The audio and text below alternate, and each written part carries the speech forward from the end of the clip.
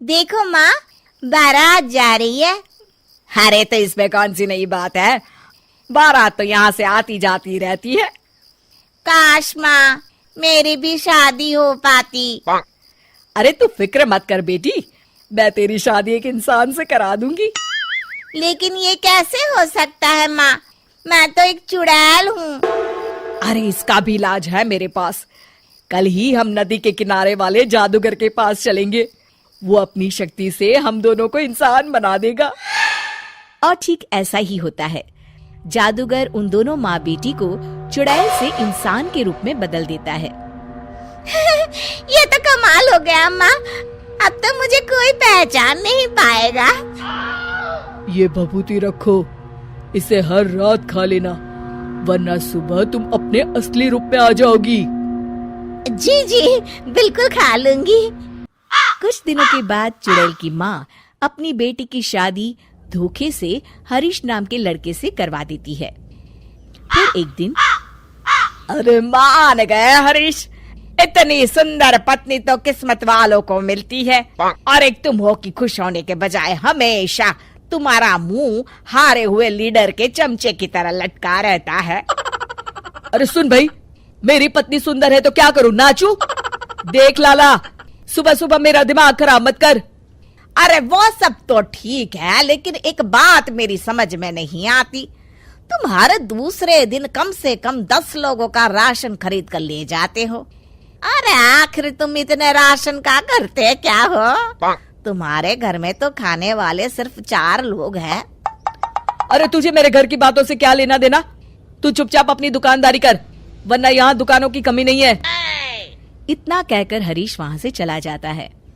हरीश जैसे ही घर पहुँचता है, हे भगवान, ये क्या हो गया, मेरी तो किस्मत ही फूट गई।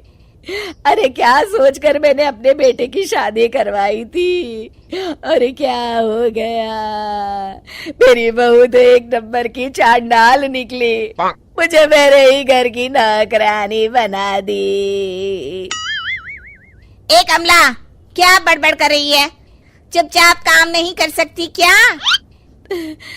ठीक है बहू, रो मत माँ, सब ठीक हो जाएगा। अरे ओ माँ के बच्चे, पहले ये बता, तुझे घर आने में इतनी देर कैसे हो गई? अरे भाग्यवान, मैं दुकान से राशन खरीद रहा था। आखिर तुम 10 लोगों का खाना अकेले खा जाती हो, इसलिए हर दूसरे दिन राशन खरीदने जाना पड़ता है। अरे चल ठीक है। ए कमला, फटाफट मेरे लिए खाना बना, बड़ी जोरों की भूख लगी है। मैं अपने कमरे में जा रही हूँ। ए हरीश, चल मेरे पैर दबा। मेरी समझ में नहीं आता, ये बहू आखिर हमसे किस जन्म का बदला ले रही है, हमने इसका क्या बिगाड़ा है? अरे नाश पिटी, ये सब तेरी वजह से हुआ है, तुझे ही बड़ी जल्दी थी अपने बेटे की शादी करवाने की। अरे तो इसमें मेरी क्या गलती है जी, जो हर माँ करती है मैंने भी तो वही किया है ना। सही तरीके से जांच पड़ताल तो कर लेती कि लड़की कैसी है, स्वभाव कैसा है। इस तरह आंसू बहाने से अब कोई फायदा नहीं, जो गलती की है अब तो उसकी सजा भुगतनी पड़ेगी। आपका ये भाषण सुनने का वक्त नहीं है मेरे पास, मैं तो चली रसोई घर में खाना बनाने, नहीं तो ये डायन मुझे ही पकाकर खा जाएगी। कमला रसोई घर में चली जाती है।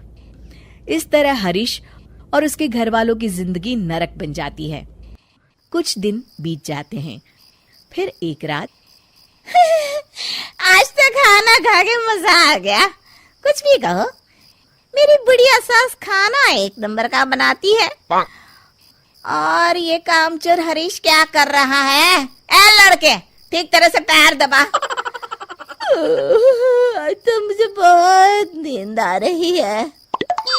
इस तरह उस रात चुड़ैल जादूगर की दी हुई भभूति खाना भूल जाती है। अगली सुबह अपनी बगल में लेटी चुड़ैल को देखकर हरीश की आंखें फटी की फटी रह जाती है।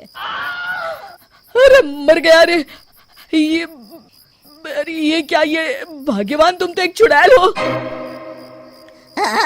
तूने सही कहा हरीश, चुड़ैल हूँ मैं, चुड़ैल। अरे मर गया, अरे कोई बचाओ मुझे। इतना कहकर हरीश घर से बाहर की तरफ भागता है। तभी उसके पड़ोसी भी जाग जाते हैं और सब देखते हैं कि हरीश के पीछे एक चुड़ैल पड़ी है। गौर से देखने पर पता चलता है कि ये तो उसकी पत्नी ही है। सारे गांव वाले मिलकर उस चुड़ैल को मारते मारते एक कुएं की तरफ ले जाते हैं।